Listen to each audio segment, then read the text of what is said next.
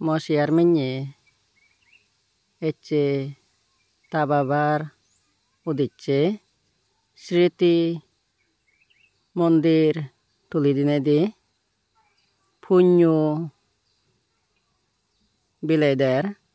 bhikkhu sangho dagine dagi এই পুণ্যর ফলে যেনে তা বাবা যিদু তেদা ওইসাত সে পুণ্যর ফল পেনে সদ্গতি লাভ করি পারে যেনে তারার পরিবারত